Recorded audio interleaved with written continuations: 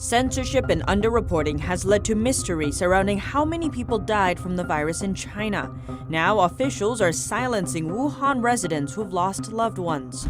Shortage in corn in China has led to a massive price hike. Many now worried about the repercussions in other areas, as corn makes up more than 60% of fodder.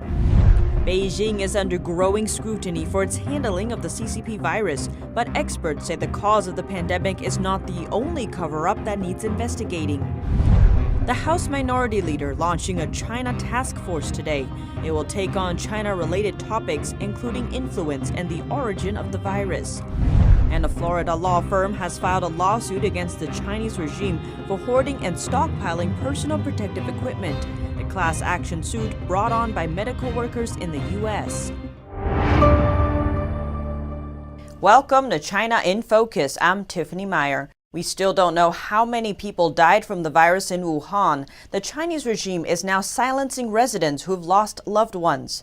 According to a New York Times report, 7 Wuhan residents reached out to New York-based activist Yang Jianqing, asking for help to sue the regime. One woman said her mother died from the virus after being turned away from several hospitals. Another said her father-in-law died in quarantine. But after several weeks of planning, they suddenly went silent in late April. Yang said 2 of them had been threatened by police. According to Fox News, officials in Wuhan bribed families into silence, paying them around $420 for each relative lost to the virus and offering discounts for cremation and burial services. For many bereaved families, it's not enough. Wuhan resident Zhang Hai is calling for someone to be held accountable. His elderly father died in a Wuhan hospital due to complications from the virus, 3 days before Chinese authorities admitted human-to-human transmission. Mr. Zhang brought his father from another city to Wuhan to be treated for another disease. 1 week later, his father tested positive for the CCP virus. 2 weeks later, he died. For the past 3 months, Mr. Zhang's been raising funds on social media to set up a monument for victims. He's been harassed constantly by authorities. Zhang has noticed authorities are cracking down on discussions about compensation. If more than 5 people decide to take action together, they will be arrested. Another Wuhan resident, Mr. Lu, believes there's little chance families in China will be able to successfully sue the regime. This is not a society based on rule of law. If you file a lawsuit against the authorities, it's unlikely you'll win. It's almost impossible. He says anyone who asks the regime to recognize his human rights ends up with all channels blocked. He points out the regime will not give out any compensation because otherwise it would be the same as admitting it was at fault. The authorities try everything to shift the blame, push away responsibility, and create confusion. It's almost impossible to get compensation. Otherwise, it would be the same as the regime admitting it caused the outbreak itself. Censorship, a Chinese-Canadian writer, believes pursuing human rights in a setting like that is hopeless. She says the Chinese people will only see justice after the dictatorship falls. The Chinese Communist Party caused the epidemic, and it used all its efforts to cover up, distort the facts, and destroy the evidence. Now you want the murderer to recognize your human rights? That's impossible.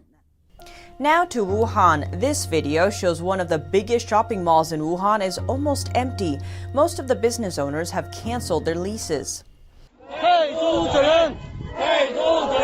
A month ago, some of them demanded the mall owner to return any rent they had paid in advance so that they could leave. They couldn't afford the cost. Even though Wuhan's lockdown has been lifted since March and authorities have been reporting 0 or very few cases every day since then, the city has not returned to normal.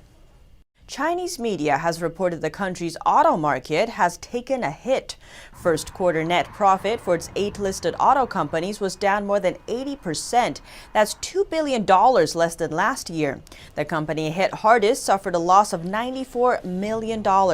General Motors and Ford sales in China fell sharply by 43% and 35% in the first quarter.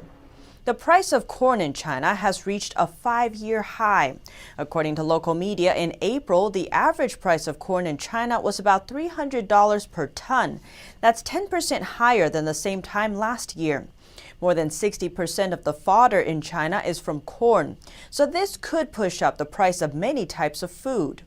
China can't produce all the grains it needs by itself and needs to import, but due to the pandemic, some countries are tightening their food exports. On top of that, some areas in China have frequently experienced extreme weather this year. All this may worsen the food shortage in China.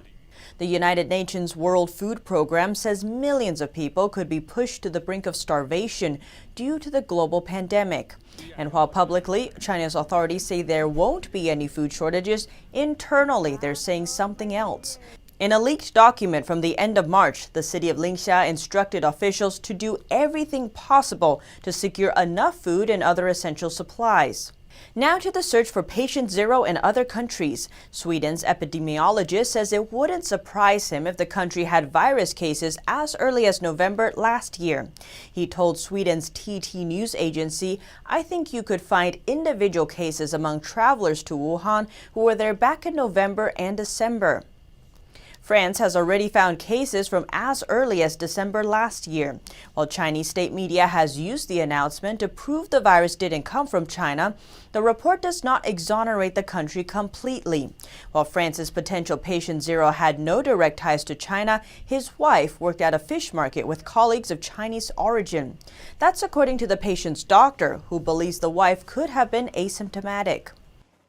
The Department of Homeland Security says the Chinese regime intentionally covered up the virus outbreak to stock up on medical supplies. And a Florida law firm has filed a lawsuit against China's Communist Party for hoarding and stockpiling personal protective equipment. The class action suit is brought on by medical workers in the U.S. NTD's Kevin Hogan has more. According to a Department of Homeland Security report issued on May 1st, the Chinese regime intentionally concealed the severity of the pandemic from the world. The intel documents state the regime did this to stock up on medical supplies needed to respond to the outbreak. On April 8th, a Florida law firm, the Berman Law Group, filed a class action lawsuit on behalf of U.S. healthcare workers against China's Communist Party for the hoarding and stockpiling and deliberate use of the PPE products that our doctors, nurses, healthcare workers, first responders in the United States need and are not being given because of China's actions to keep it all for themselves and to profit off of our demise. The Foreign Sovereign Immunities Act protects foreign states from being sued. But the law group says since the CCP engaged in commercial activity in China that directly affected U.S. citizens, they're not immune. So now that they commercially stockpiled the PPE, they nationalized U.S. corporations that have factories in China to make PPE 10 and 12-fold. They wouldn't let them export it to the United States until later. When they did that, that commercial activity was to the detriment of the world. In February, Trump's trade advisor Peter Navarro claimed Beijing effectively nationalized U.S. mask-making company 3M inside China and wouldn't let the company export masks to the U.S. In January, the local Shanghai government took control over the handling and delivery of masks from 3M's facilities in the city. The 3M spokesperson said this impacted the company's ability to fill mask orders the way it normally would. Kevin Hogan, NTD News, New York. The Chinese Communist Party is under growing scrutiny for its handling of the pandemic. But for some experts, cover-ups under the Chinese regime are nothing new. Our UK correspondent Jane Werrell has the story. Since December, the Chinese Communist Party has silenced its citizens who have tried to reveal the true nature of the CCP virus. Beijing's handling of the pandemic has put the regime's lack of transparency to the forefront. I'd say, the CCP's efforts to cover up bad news, to downplay bad news, that happens almost on a daily basis. Medical ethics group Doctors Against Forced Organ Harvesting released a report this week outlining Beijing's pattern of deception to deny, hide, propagate disinformation, then capitalise on the gains. They say the regime's cover-up of the virus follows this pattern. History has repeated itself with the cover-up of COVID-19. This is not the first time that we have seen a systematic cover-up of medical tragedies in China. In 2019, an International People's Tribunal in London, chaired by former UN war crimes prosecutor Sir Geoffrey Nice, unanimously concluded that forced organ harvesting has happened in China on a substantial scale and still continues. They found the main victims were practitioners of Falun Gong, a spiritual discipline suppressed in China. The CCP was invited to give evidence at the tribunal several times but did not respond. The only response, the only sort of official response, was from the World Health Organization, which doesn't even look at this issue. And they basically came back with a bunch of warmed over Beijing arguments about why this wasn't true. And there are no signs that forced organ harvesting in China has shut down during the pandemic. Media reports from March show Chinese doctors boasting about a successful double lung transplant. The unusually short wait time indicates that someone was likely killed for those organs. But there is a growing chorus of politicians in the UK wanting a review on UK-China relations. Human rights advocate Benedict Rogers has been calling for a rethink for years. One of the good things to come from this terrible crisis is a rethinking of policy and of attitudes towards not the Chinese people and the country, but the Chinese Communist Party regime. He says finding the cause of the virus is not the only thing that needs investigating. Forced organ harvesting also needs to be investigated further. Jane Worrell, NTD News, London. Amid a tug-of-war between the Secretary of State and Chinese officials, U.S. efforts to get to the bottom of the pandemic's origins are in full swing. State Department spokesperson Morgan Ortagus spoke with the Epoch Times program American Thought Leaders to explain the department's stance. The Chinese government tries to make this about China versus the U.S. It's not. That's from State Department spokeswoman Morgan Ortagus. She says the regime needs to understand that it's not about playing the blame game or even about retribution. Instead, she says it's about getting to the bottom of a pandemic that has wreaked havoc on economies and human lives. We're trying to get to the bottom of it so that way we can make sure that the world never has to deal with a pandemic of this scale ever again. She added that the U.S. is not the only country calling for an investigation into China's handling of the virus, mentioning Australia, Germany, many in the UK, and even the EU's foreign minister. Echoing the call of Secretary of State Mike Pompeo, Ortagus called for transparency. Whether it's from a wet market or a lab or somewhere else, another theory that we're not thinking of it, all of this is circumstantial and without certainty until the Chinese Communist Party opens up to the world, allows incredible scientists and doctors to verify data. She noted the differences between authoritarian and democratic societies when it comes to handling the virus. She says you only get transparency from free and open societies. And you also see in these authoritarian regimes, not only do we believe that they are underreporting the data of the number of cases, they're also likely grossly underreporting the number of deaths as well. Talking about the social impact of the virus, Ortagus addressed claims of racism over calling it the Wuhan virus or something similar. She pointed out that China was the first to make that designation, offering a reminder that the regime itself said the virus began in Wuhan months ago. She stated, quote, "It's just a fact." The House Minority Leader today launching a China task force. He says the House was working on it long before the pandemic. It will take on China-related topics, including influence and the origin of the virus. On Thursday, House Minority Leader Kevin McCarthy launched what he says was supposed to be a bipartisan China task force. The Republican said he couldn't wait any longer for Democrats to cooperate. We cannot wait any longer. The stakes are too high to sit idly by, which is why today I'm announcing the Republican-led China Task Force. And I invite the Democrats to join with us. There was one moment in time they said yes. A few months ago they said no.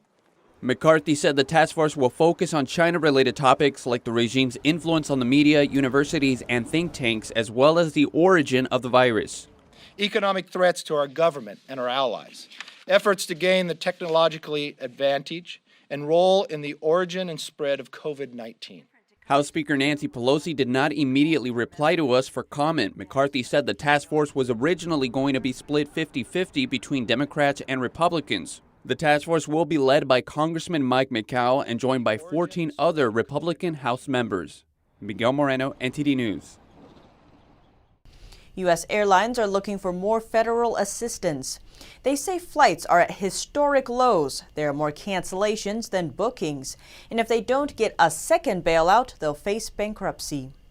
The airline industry is looking for more assistance from the government. It comes on the back of the $25 billion it received in March as part of the CARES Act bailout.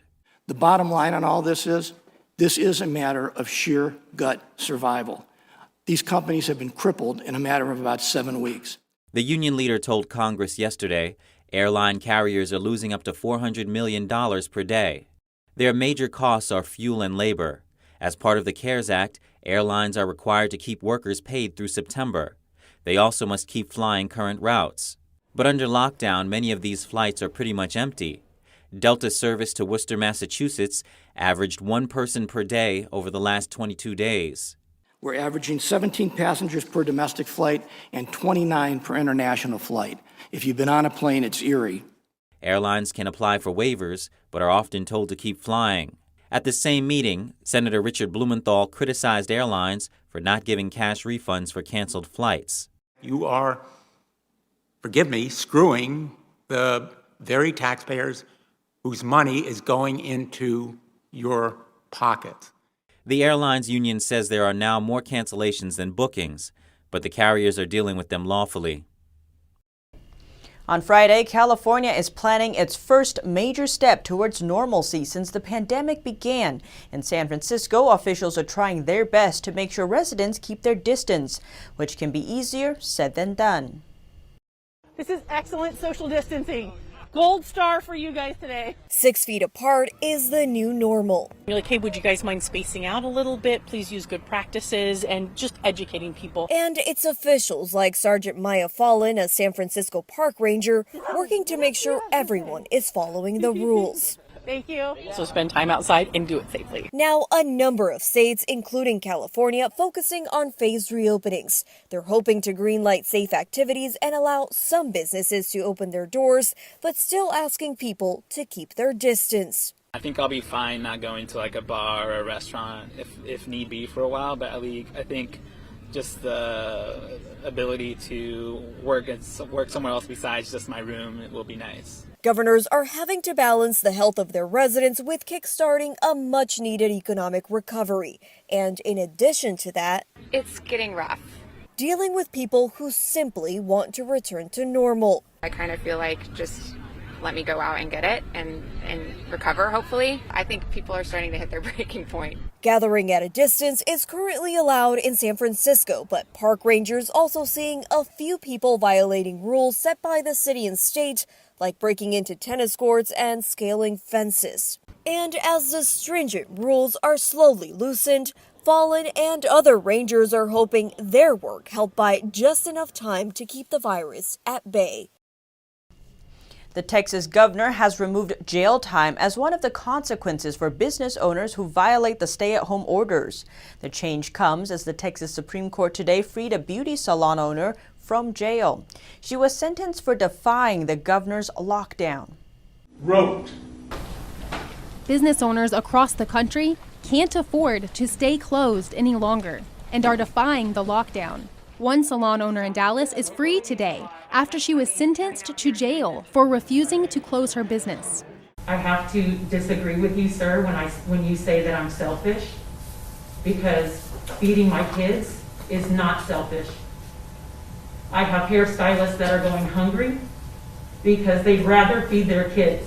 She got a citation last month, but stayed open anyway, saying she needed the money. She was sentenced to a week in jail and ordered to pay $3,500. But the state attorney general criticized the decision and ordered her release, writing, "Locking her up is a misguided abuse of power. Release her now so she can return to her family."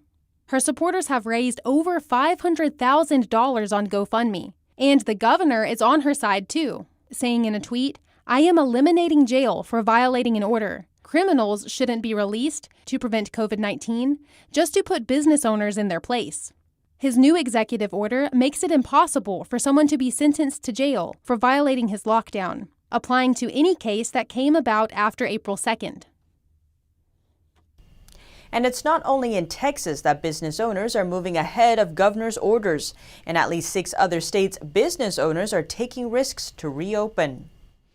The nation is gaining pace as it reopens. Even some states with extended stay-at-home orders are allowing more businesses to operate. And a small Montana school is one of the first in the nation to open, letting students come back today. NTD's Melina Weiskup has more. Nearly all schools in the nation are closed for the rest of the school year. But this one in Montana is finishing the year in class. It's one of the first schools to let students back in since the CCP virus shut them down. The teachers get some closure, the students get closure, we can do some year-end assessments. With Montana loosening up on in-person gatherings, California cracks down. A federal court judge sides with the governor's order to ban in-person church service. Another lawsuit was denied in the Supreme Court after a group of Pennsylvania business owners asked Justice Samuel Alito to overturn the governor's shutdown order. And in other states, even though many stay-at-home orders are extended to the end of the month, they don't seem to carry much weight anymore. Like in Hawaii, a stay-at-home order that doesn't expire until the end of May. But now shopping malls can reopen, along with others. A similar situation in Connecticut, with a stay-at-home technically in place until May 20th, but allowing many to run their businesses. Nail salons and haircuts, only by appointment only, very strict. Restaurants, outside only. Restaurants moving further in Mississippi. Now people can go inside to eat. That makes at least 10 states allowing customers to dine in. But an unhappy customer, barred from dine-in service at a McDonald's in Oklahoma, led to violence, shooting at least 2 employees after being told the dining area was closed. Melina Weiskup, NTD News.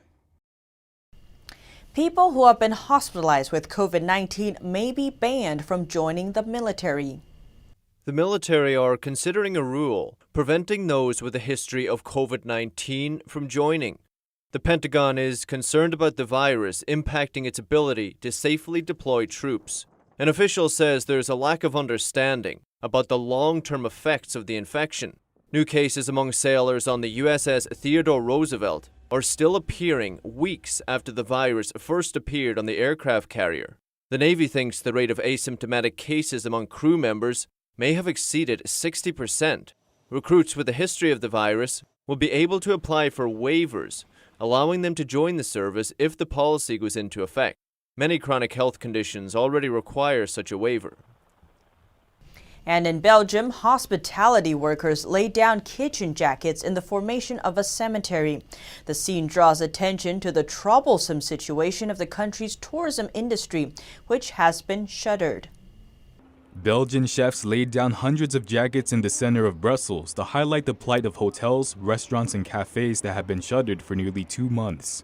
One of the protests organizers said the action was partly to show the scale of the industry, which 10% of Belgians rely on, and that normally earns $19.4 billion a year. Bars and restaurants are ordered to stay closed in Belgium until at least June. Israel has eased many restrictions that were put in place a few weeks ago. Malls and outdoor markets opened on Thursday. Israelis have been confined to their homes or immediate neighborhoods for weeks, but are now allowed to travel within the country. 2 Spanish firefighters have designed a simple and practical disinfection station they provide free of charge to nursing homes in a city in Spain. The portable station is designed to allow healthcare workers to disinfect their personal protective equipment without the help of an additional person. And the death toll in Sweden has surpassed 3,000 today. Sweden took a very soft approach on measures compared to other European countries. Their toll has been higher than that of neighboring countries, but lower than that of Spain, France, and Italy.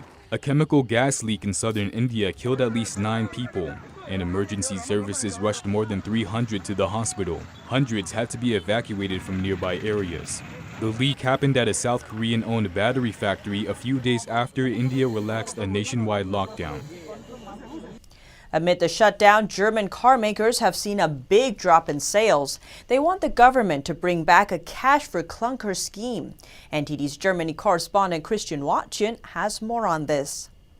The German car industry is in dire straits and asking the government for help. Amid the pandemic's fallout, the country's most important industry has seen demand plummet. While automakers have reopened factories, about half of its workforce is still furloughed. In April, both production and export shrank by over 90% compared to last year.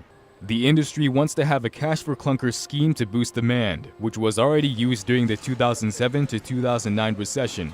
Such a scheme gives taxpayer-financed discounts to consumers who trade in old vehicles for new ones. This week, Chancellor Angela Merkel's government met with car makers. The CEOs of VW and others argue the auto industry is paramount for Germany's economy to recover. Car dealers in Germany reopened 2 weeks ago as part of the first phase of easing the lockdown measures, but they've made few sales since then. Car sales dropped by over 60% in April. There are many critics of such a scheme, including within the government. They say they would only agree to stimulus measures that will lead to more electric vehicles on the road. So a scrappage bonus like the one we had in 2008. There can't be anything like that again one-to-one. I'm firmly convinced of that. It must be a targeted program that really helps to bring about a new start in the automotive industry. The government said it will make a decision by early June. Reporting by Christian Watson, NTD News, Berlin. In our business roundup, new jobless claims dip. Luxury retailer Neiman Marcus files for bankruptcy, and Lowe's promises to deliver $1 million worth of flowers to senior homes for Mother's Day. Over 3 million people claimed for unemployment benefits last week, but the rate seems to be slowing. It's around 700,000 less than the week before. It brings the total during the past 7 weeks to over 33 million, a record figure. The 133-year-old luxury retailer Neiman Marcus filed for bankruptcy on Thursday. It's one of the highest profile collapses yet among retailers. It furloughed much of its 14,000 workers in March. Retailer J. Crew also filed for bankruptcy on Monday. Lowe's will deliver $1 million worth of flowers to senior homes this Mother's Day. The flowers are from small business growers that may have experienced slow business amid the outbreak. Uber will help deliver the flowers to more than 500 long-term care and senior living facilities. The Bank of England said Britain could be headed for its biggest economic slump in over 300 years. The economy may shrink by 25% between March and June, with unemployment doubling to 9% of the workforce. The race to find effective virus treatments has led to an unlikely hero, a 4-year-old Belgian llama named Winter. His blood could hold a weapon to blunt the virus. A llama called Winter could be key to finding a cure to the new coronavirus. The llama in Belgium is at the heart of studies by US and Belgian scientists who say they have found a tiny particle that appears to block the virus. Llamas and other members of the camel family are distinct in creating smaller antibodies called nanobodies, with which scientists can more easily work. The virus has a crown shape with protein spikes onto which any antibody can latch. The team is made up of researchers from the University of Texas at Austin and Belgium's VIB Research Institute. They aim to begin animal tests and roll out human trials by the end of the year. Here at China in Focus, we dedicate ourselves to bringing you truthful, unbiased reporting. Don't forget to subscribe for the latest updates, and see you tomorrow.